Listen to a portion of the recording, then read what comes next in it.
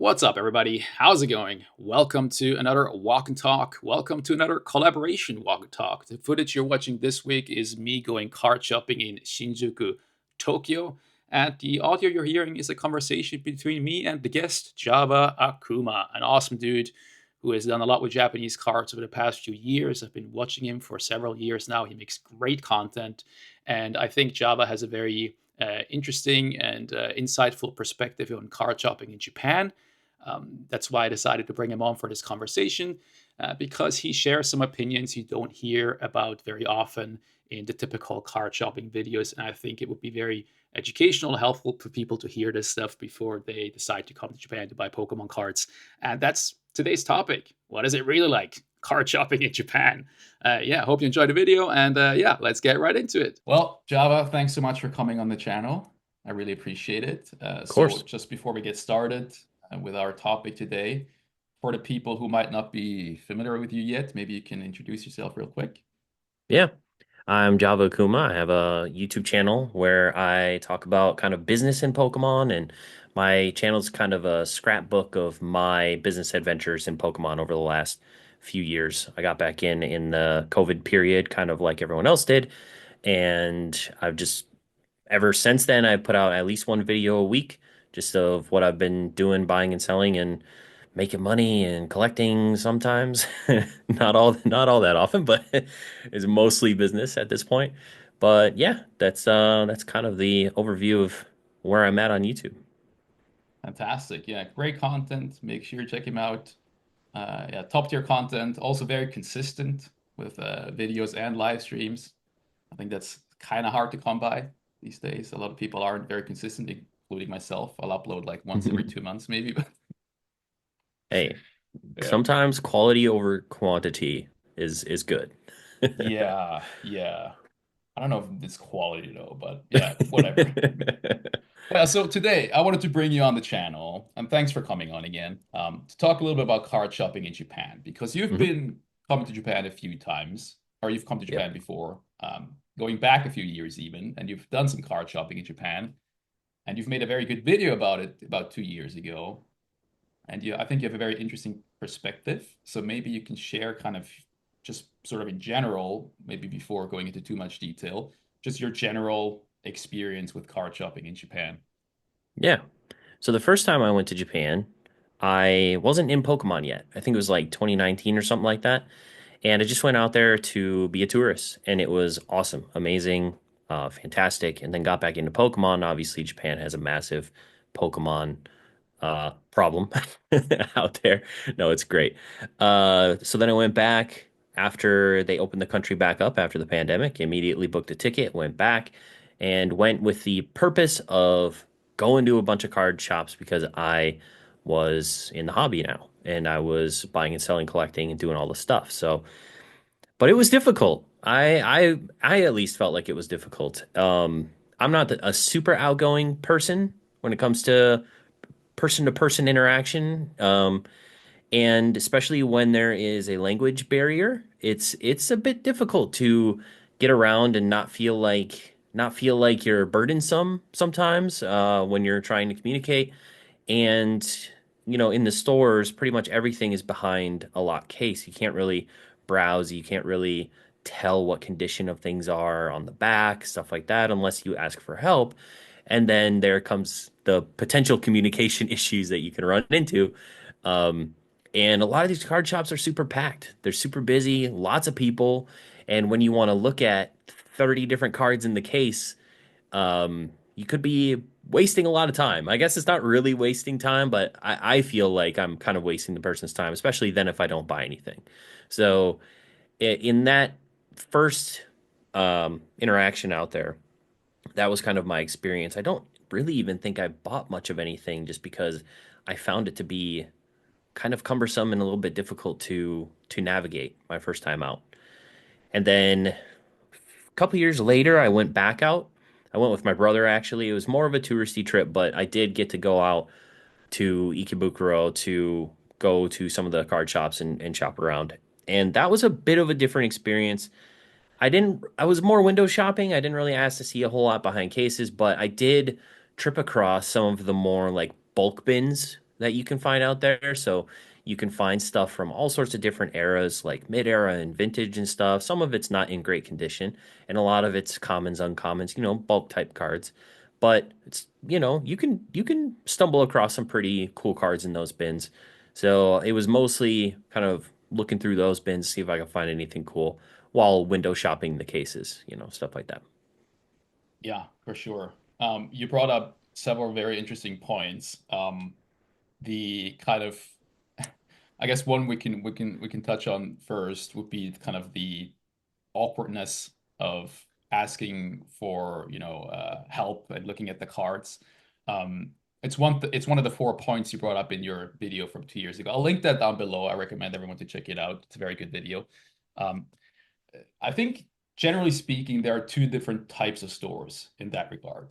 There are the stores that will allow you to gather up a bunch of cards from different showcases, take them to the register or next to the register, and just inspect them, there yourself. They'll stand next to you or they, be there with you. They'll help you get stuff out of the top loaders, and you can go through the cards pretty quickly all at once.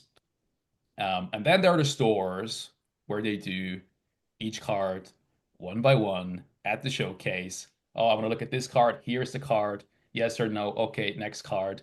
And the ones where you can do it kind of all in one go, that isn't as much of an issue. And they're definitely Mhm. more, I'll say, like easy to work with. The other ones, I'm 100% with you, where it's like it gets awkward really fast.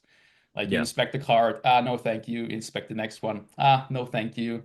Yeah. Ah, no, thank you. And then after like the fourth or fifth card, you're like, okay, I think I'm gonna stop now. This is really Yeah. awkward. I'm good.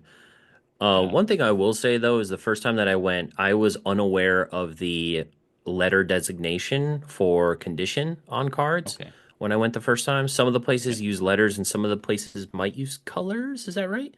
Yeah. Um, It's store to store. so yeah, so brushing up on that is probably a good idea if you are going to go out there and try and look because I was just looking at stuff that I thought was cool and that looked clean on the front, and then all of a sudden you flip it over and it's like, wow, this thing is damaged or moderate play or whatever. And so yeah, I was unaware the first time I went out that that was the way that they did conditioning as well. So yeah, definitely something I know now going Yeah. back that would make it a little easier.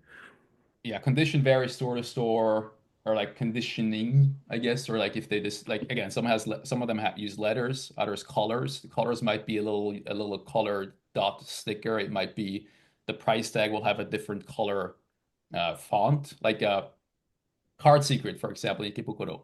They'll have the little price tags like from a price gun, and some of them will be green, yellow, or red. Hmm. But then other stores just don't have any conditioning at all, and it's just all Yeah. like it's the Wild West. You look at the card, oh my God, this card looks so clean. That's a good price. Turn it around, it looks like it was chewed up by a dog. That Yeah, happens all the exactly. time. Yeah. Yeah, and then kind of going back to the sort of slight awkwardness of checking cards. Card Secret actually when I recorded for the last video where with Shug in Ikebukuro, I went to Card Secret and I inspected the cards, and it's one of those places where they do, or at least the staff member that helped me, it was a one by one kind of thing. Mm. And I usually don't mind condition. Like for me, it's all about the price, right? Mhm. Price compared to the condition. And so I was looking at red stickered cards, yellow sticker cards, green sticker cards. And whenever I turned down a red sticker card or yellow sticker card, she told me, "Oh yeah, these are not the good condition ones." I'm like, "Yeah, I know, but it's all about the price." Yeah. They were all too expensive, by the way. But yeah, Yeah.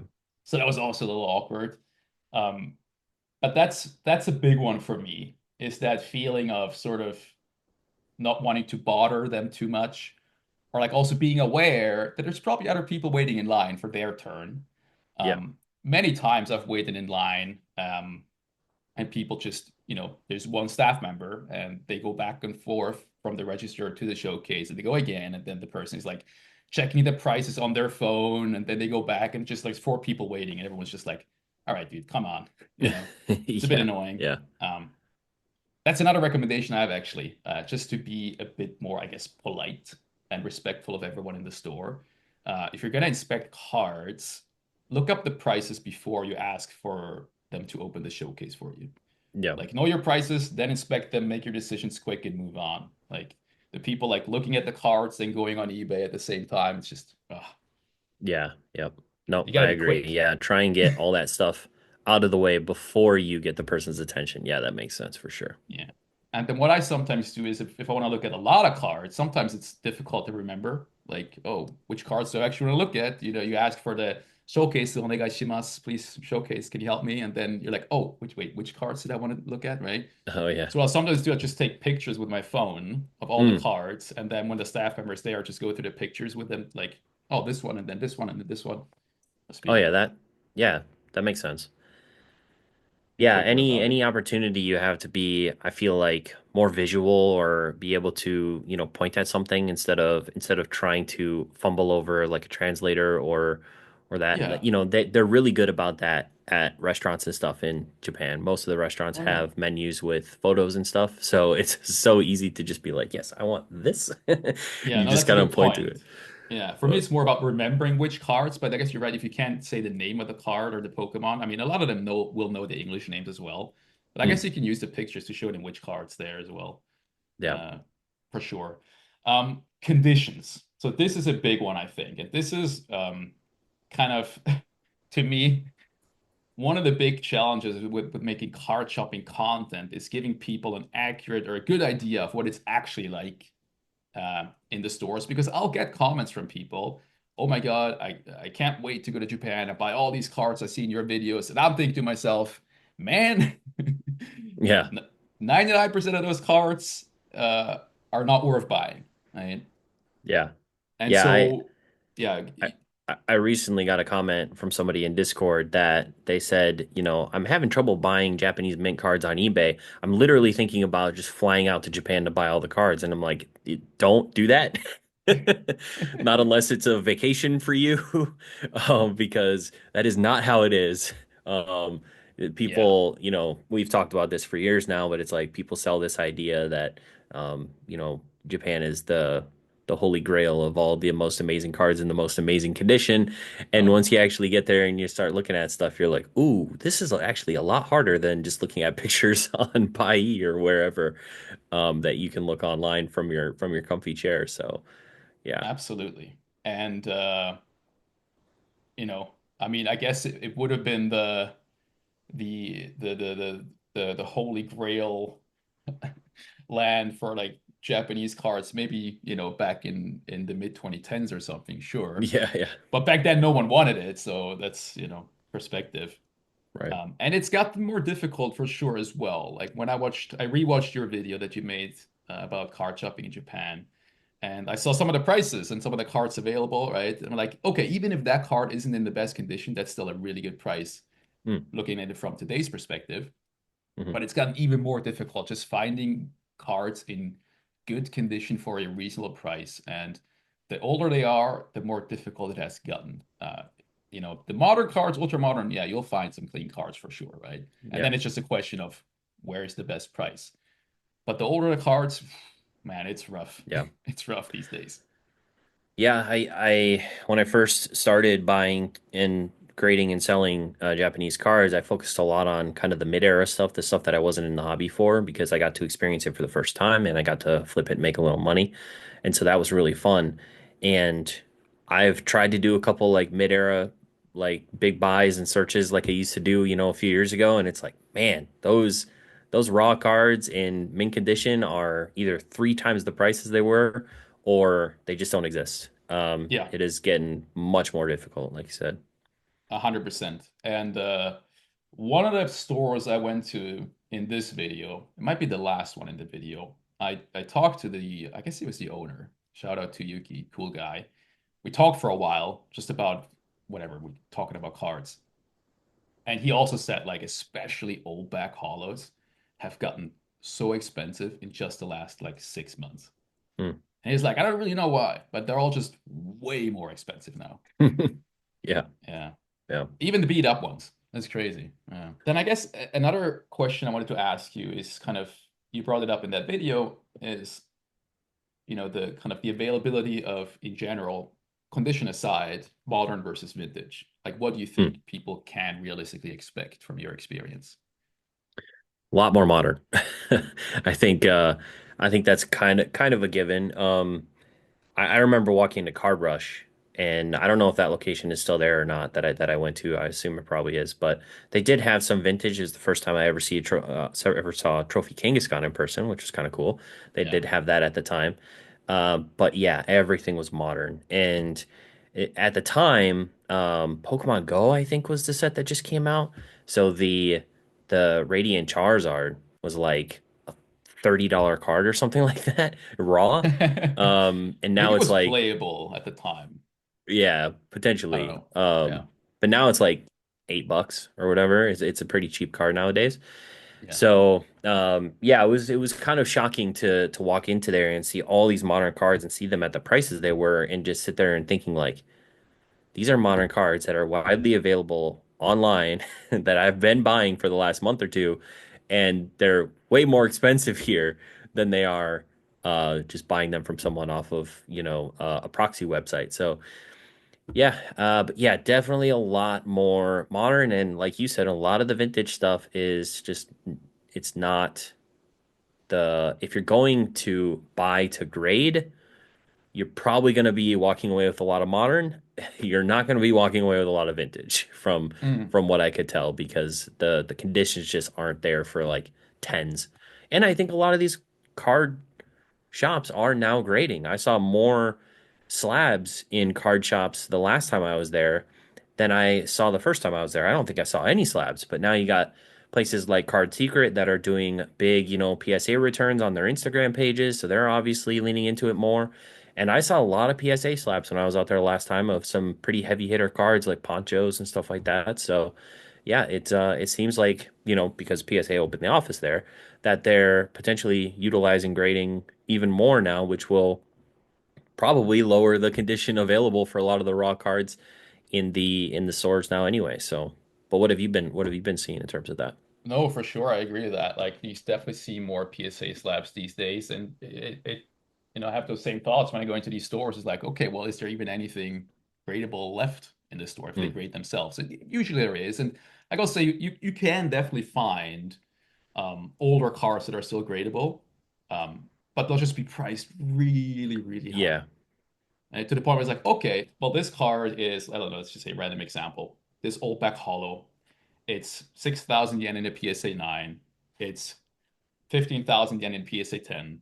This card is raw priced at 12,000 yen, and it's either an 8, 9, or maybe a 10. It's like, is that a card worth buying? So you can get the PSA 9 for cheaper. You can yeah, try and get it graded, and if you get a 10, you can maybe increase the value a little bit, right? Make some money or whatever, right? Um, just random numbers, of course. But a lot of the stuff is just like you look at it, it's like, it's just not really worth it. Um, yeah, yeah. I was might have been in Card Secret, but I was looking at some higher end stuff because they had a couple ponchos, like they had the skull poncho and maybe one of the Rayquaza ponchos, and they were sealed. So I was like, "Ooh, this is interesting. This would be an interesting play." But then I looked up the prices on them. They were PSA 10 prices. So I was like, "Okay, well that that yeah, erases that yeah, option or idea." exactly. Yeah, Because yeah, the condition is almost priced in yeah. to the raw card itself. Yeah. Yeah. Example again from this video. Maybe I hope I recorded it for this video. I don't know at which moment, at which minute it will pop up if I recorded it, but there was in Surugaya Shinjuku, there was a Mega Gardevoir EX, X and Y, one of the kind of, the full art SRs. Really Hmm. nice looking card, great texture. I forgot the price. It will be in the video if I recorded it, but I think it was like 24,000 yen or something. And I inspected it. It was like, that's a 10. That's a 10. I think eBay sales, the ones I saw were lower than that raw card for PSA 10s. Yeah. And there was like a Medicari sale for two of those cards. Like there's like another one that goes together with that one. I forget exactly which cards they are, but there's two 10s, sold for like 35,000 yen. So it's like, okay, this card, I'm 95% confident this could get a PSA 10. It's super clean, it's well centered. I don't see any issues with it. It's just not worth it. Yeah. Yeah. I always tell people when they ask me, people ask me, or they'll say that they want to go to Japan to buy cards. Most of the time, what I say is go to Japan because you want to go to Japan and experience Japan. And then when you're walking through Akihabara, taking pictures and having a great time, and you see that card store, go in the card store because that's fun. But Yeah. don't go there with the sole mission of I'm going to find and buy cards, and you're not gonna, you're gonna miss out on so much beautiful, awesome stuff that Japan has to offer if you just go for cards. No, I agree with you. I think that if you come to Japan on a vacation, like that's your priority in general, just like culture, the food, whatever, and then you also go card shopping, I think you'll have a great time. I think if you, like you said, if you come with the intention of buying cards because that's where the good deals are, I think a lot of people will be disappointed. That said, I think people can and are doing it successfully. Mm, More on that maybe in a second, but I wanted to kind of go back to first real quick is sort of this dilemma a little bit is that the older stuff is very hard to find in good condition, gradable condition, if that's your mhm, thing, for a good price. The modern stuff is quite easy to find in gradable condition, but is also easy to find for cheaper online, right? yeah. So it's like, okay, what's the reason for coming to Japan? Modern stuff is super easy to find in clean condition online and it's cheaper. So Yep. that can't be it. The old stuff, yeah, it's hard to find online these days, but it's also hard to find in the stores. And it will still be more expensive in the stores usually. That's Mhm. there's not really a point coming for that either. Then maybe what's left is like kind of the super niche finds that you don't really see online anymore. I don't know. I don't know either. Um, I have a question for you actually about card shops. It's something that I've thought about. Yeah. Is it proper or okay to haggle on a price at a card store, or is that like a no-no? Like absolutely don't do. I can't give, I don't think this is like a true or false type of answer because I think it depends on the store. I've seen card shopping videos of people doing it. Shout out to KB, really interesting, awesome content. I don't know if you watch his videos. Um, I don't think I've seen them, no.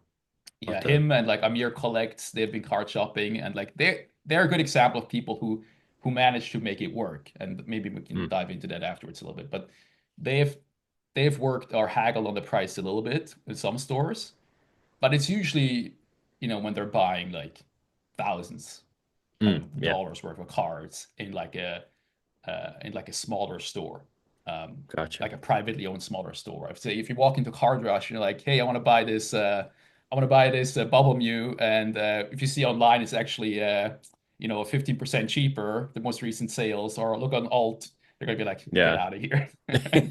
Yeah, yeah. Yeah, that Yeah. makes sense. I think it depends on the store and it depends on how much you're buying. And then I think it is possible. So yeah, actually, that's I guess it's a good segue of like talking about people who are doing it successfully.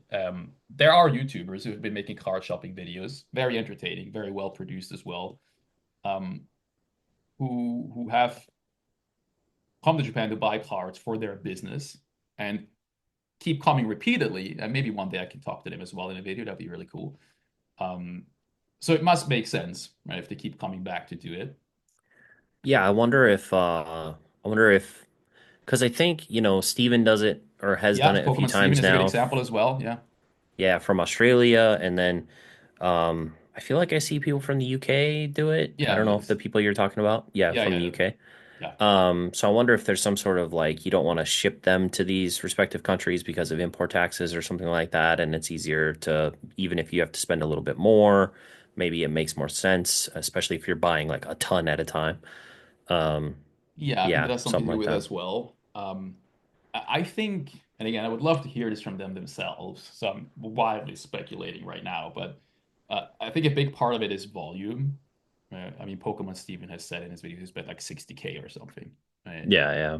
And if you buy volume, you can afford to take more risk on those Hmm. like maybe PSA 10s. Yeah, And there are a lot of maybe PSA 10s these days in the stores. yeah, And if you're someone with a more limited budget, which I think most people are in that position, like a lot of yeah. people visiting Japan for card shopping, you see that $300 card, and it's like, okay, I think it can 10, but I'm not sure. It's like that's a big decision to make. But if you're spending Hmm. thousands and thousands, you're like, okay, I'll give it a shot.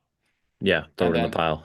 yeah, and then what kind of goes together with that, I think, is then how are you selling cards, right? If you have a small eBay store with a couple hundred feet back and you're auctioning cards, you're gonna get burned. But if you Yeah, sell on Whatnot and you're known as the guy who brings the cool cards from Japan, you have your loyal customers who are willing to pay a good price, that's then I true. think you can probably make it work. And I think that's maybe how they make it work. I'm not sure, but I think so. It depends on how you sell and how much you buy as well. Yeah. Yeah, that makes sense. It would be interesting to hear the perspective from someone doing that, doing the arbitrage in person instead of just Yeah. arbitrage online. And I mean, you do a lot Yeah. of grading, right? So I think for you, that like vintage mid-era section in the stores is a lot tougher if you're like, focused if you're focused on grading maybe, right? Yeah, yeah, and most of the modern stuff I just buy in bulk from Card Rush online anyway nowadays. Yeah. So I could go there in person and buy the same cards, or I could just buy them online. So yeah, Yeah. I mean, for me these days, um, like I talked about this with Shug in our video last time. Like I sell in Switzerland a couple times a year, and I don't sell a lot of graded stuff because it doesn't do that well. And so I focus on cards people don't see very often. I don't do much mm, modern because everyone in Switzerland is ripping modern Japanese and auctioning off the cards, right? So I focus on the stuff that's a bit harder to find, and so the condition isn't that important. Again, it's more about the price. So I can mm, still find like decent cards here and there, and I usually have a pretty good time going to the stores. I'll usually find something. Sometimes I come home empty-handed, but usually I find a few things here and there. Um, but like, yeah, if your goal is to come to Japan, you're like, okay, I got 5 days in Japan, and I want to buy this much in cards, whatever, and they all have to be PSA 10s, I think you're going to be pretty yeah. disappointed. It's going to be a all day, every day thing, and you're not going to experience anything else other than inside of card stores trying Yeah. to figure that out. Yeah. And that's a shame too, because there's so much else to do in Japan. Yep. No, I agree. Yeah. 100%. I also think like oftentimes people who are maybe starting out selling stuff or who are already doing it but are considering coming to Japan to buy stuff, maybe people don't take into consideration as much like the costs. It's like if you're doing this as a business and you're coming to Japan to source cards for your business, you got to think about the flights, the hotels, the trains, all that Yep. stuff. So you're gonna have to spend like, I don't know, 10K in cards if you have good margins just to break even, right? So you have to come with a lot Yeah. of money, um, Yeah. if that's I your would say goal. that not the spring one that I'm not going to count this when I went in the spring because that was so expensive compared to the times in the fall. Oh yeah. But when I've been looking, it's like, okay, it's like, like $1,000 to $1,500 in flights and tickets just to get there. So that's a large percentage of the amount that I have to buy. And then, like you said, hotels, if you want to stay in a place that's nice, you're probably looking at 70 to $100 a night, depending if you find an Airbnb or a nice hotel. And then depending on how many days you're there, if you go to a different city, it might be $100 and some dollars Shinkansen ticket there and back, which is another few hundred, it just like it all adds up. The food and everything just to go out there and buy cards, like you're starting at such a deficit.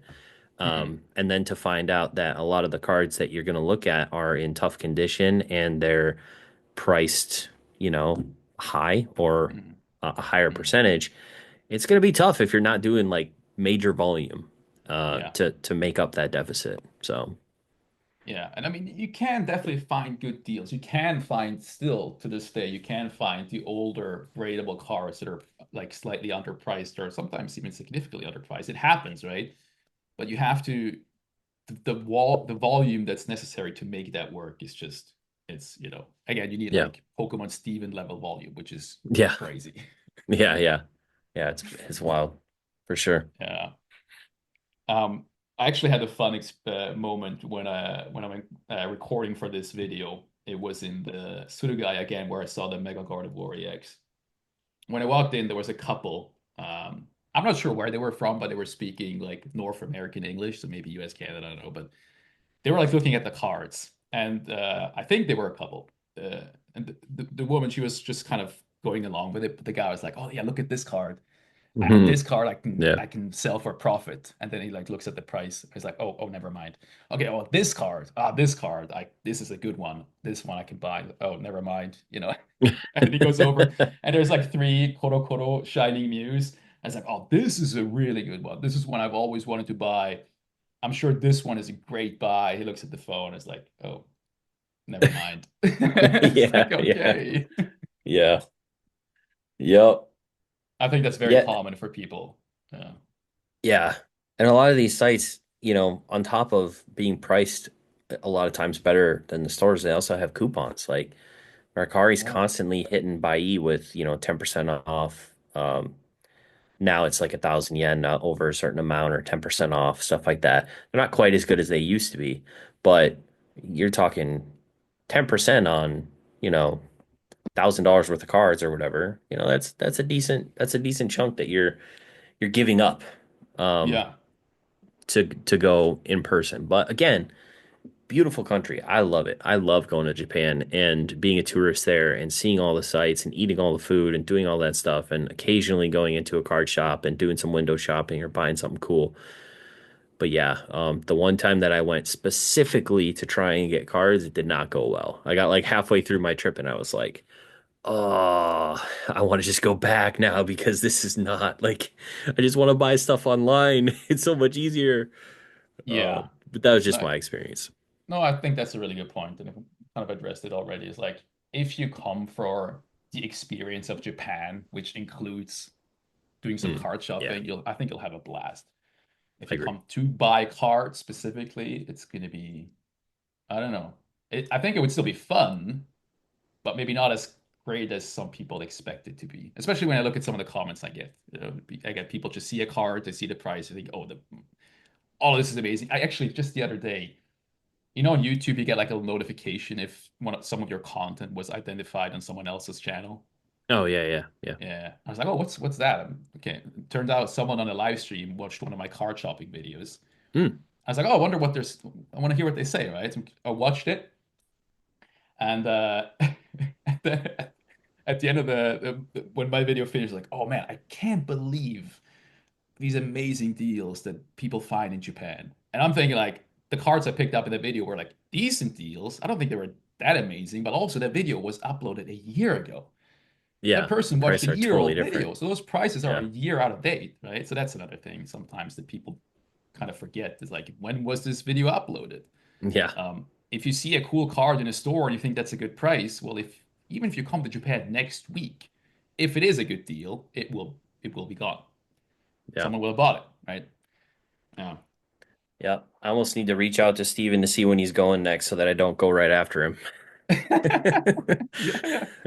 All the stores will be Oh, empty. I'd love to talk to him one day. Like I remember like after his one of his Japan trips, he kept saying like, "Oh, I'm just gonna lose money on all this stuff." It's like, oh, I was like, surely he can't be serious about that. I don't No, know. no. Yeah. Um, But but yeah, the landscape has changed for sure. I think card shops, you can still find good deals. Some of the stuff is kind of disappearing. The last couple of times I went, which is the recording for this video, and then previously the recording for when I made the video with Shug. And then in between, I went once. One thing I noticed, and this is something that surprised me a little bit, is like packs, older packs, mid-era vintage packs. You used to see them fairly regularly in the stores, especially mid-era mm, packs. Nowadays, they're just all gone. hmm, Like occasionally you walk into the store that has like one or two packs.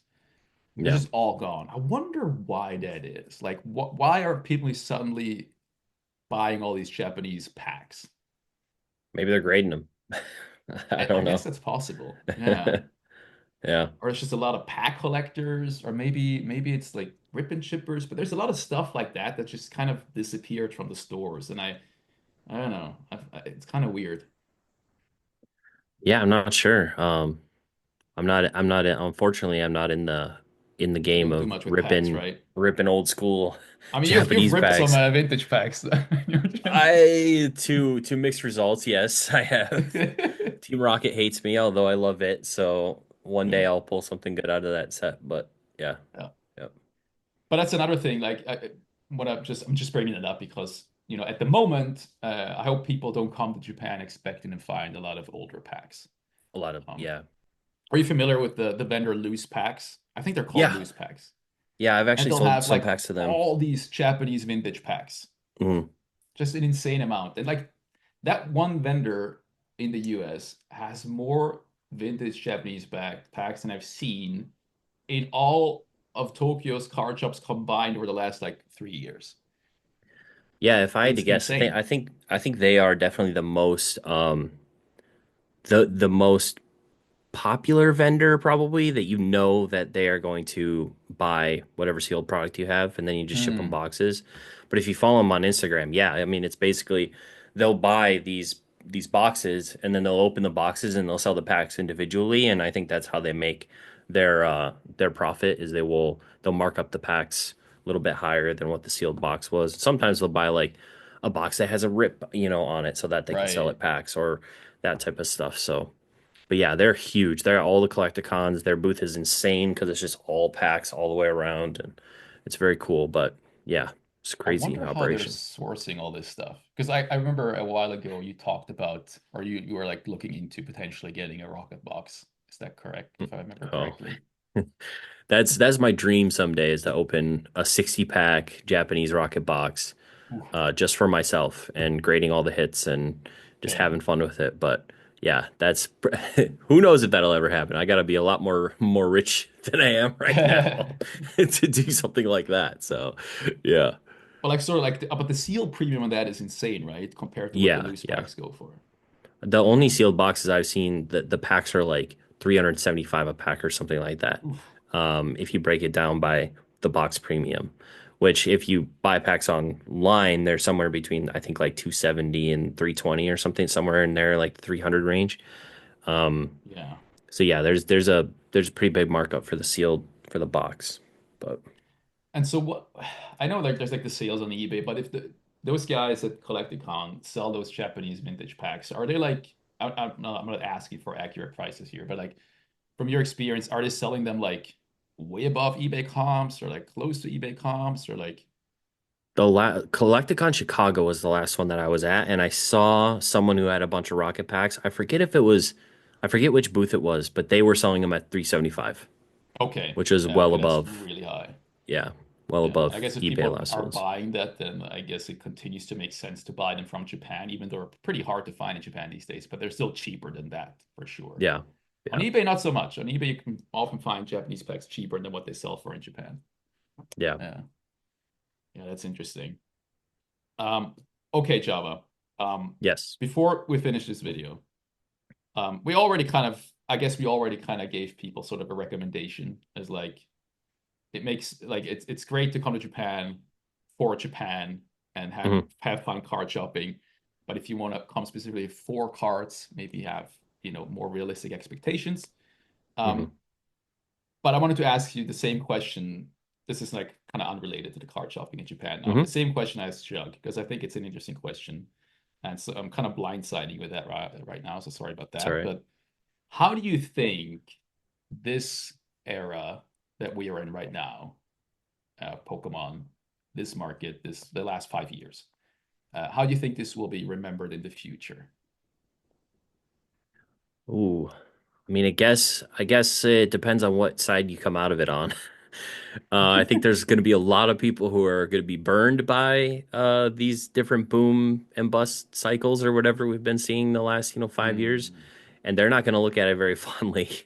But the people Yeah, that have the inventory and are prepared for when these booms happen and can take advantage of it, and um, it is it is interesting because I feel like most collectors probably hate the boom cycles because yeah, everything's gone, everything's too expensive, they can't get what they want.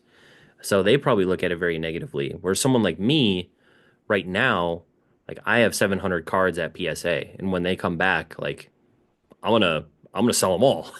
Yeah, And I'm right. probably gonna do well for myself because I bought all the cards, early January and everything kind of went crazy after that. So I'll probably do very well. So for me, it's like, yeah, I love this time because I am selling at the highs, I guess you would say. Hmm. So yeah, I think it just depends on what you want out of Pokemon, how you interact with it, and ultimately how you come out of these cycles. Yeah, for sure. So yeah. That's a good point. I just remember seeing someone's comment in a Discord that I'm in. They mentioned like this must have been a couple months ago now. I'm not sure anymore. I guess it was because that was before Japanese was going crazy again. But they were someone who got burned pretty hard when Japanese cards crashed at like mid to late 2023. Yeah, late 2023. Yeah. After the waifu Um, boom, yeah, yeah, after 151. Um, yeah, and then the low was kind of early 2024 to mid 2024, I think. Yeah. But they got burned pretty hard because they spent a lot of money on Japanese cards and boxes during that time. And they said, I'll never touch another Japanese box ever again. hmm, And so that's a good example of someone like, someone getting burned by this kind of market. And then it's like, them sort of like losing interest in a certain aspect of the hobby that sort of they probably won't remember this time very fondly. But then yeah, other people who are kind of going with the flow and just adjusting to what they do based on the market movements, they probably have a better experience overall. I don't know. Yeah, I agree. It probably depends person to person for sure. Uh, yeah. and as well, you mentioned that for collectors, I've been spending some money on collection items recently. Um, it's not just about like stuff has gotten more expensive, right? Oh, it sucks. Now I have to pay more. But it's also like not knowing if it's a good time to buy, right? Should Yeah. I pay for this now? Like some of those boxes behind me are kind of up there in price a little bit. Hmm. And I'm like, okay, well, all of these boxes in January got like 10 to 30% more expensive. But I've been wanting to add them to my collection for like a year. Yeah. Well, is it a good time to buy? Oh, I don't know. Well, I guess I'll buy them now and see how I hope it's a good time to buy, right? So it's just Yeah. about like, damn, it's more expensive, but it's also like not knowing really what's going to happen. But when, the Japanese market was just chill 2024 and the Yeah. prices were pretty steady, it's much easier to make those decisions as a collector, I think. Yeah, it's very volatile. Especially when, we had the tag team waifu boom that happened, the boom and bust that happened literally within like 2 months. It like Yeah. popped off for a month and then it died for a month. And Yeah, then yeah, anyone who bought during that period was totally screwed. yeah. So then coming back into this, I have been a little apprehensive of like, I've seen, some trends on the down a little bit in modern, but it kind of comes back up. So it's like, oh, what is happening? And then Yeah. some people in Discord will be like, oh, sell everything by, the end of the year because it's all gonna bust and blah, blah, blah. And it's like, so there's some Yeah. people freaking out. There's some people excited with what's happening right now. There's some people that's angry. It's so tough in this sort of It's tough. volatility It's to tough know not if knowing, yeah. yeah, Because to even know if these what you're older doing is right. boxes, there's a reasonable chance that a couple years from now they're worth half as much. Like that's completely Well, I possible. think that's a tag bolt box back there, and I would absolutely hang on to that thing. That's like my But favorite Japanese set ever. better So, than team yeah, up. I said it there. I said it better than team up. I, Okay. I would agree. Not in it. Not financial advice. Not an investment advice. But as a collection item, I think it's a better set. Okay, whatever. Every time I buy an awesome card, an awesome GX, I'm like, that's probably from Tag Bolt, right? And then I look it up and it's like Tag Bolt. Now every Yeah. time I see the 095 down there in the Oh, corner, I'm like, yeah. yep, that's from Tag Bolt. Gonna pick I that mean, one it up. has the Pikarom as a chase card and the Venusaur. I think It's it's got the Venusaur Gengar second unit, Mimikyu too, I think. but that's in team up as well. Well, yeah, yeah, It's like the difference between team up and tack bolt. yeah, yeah, yeah, yeah. True. Yeah, Yeah, but yeah, it's a cool thing. yeah. Um, Sick. okay, last question because we're running out Yes. of time.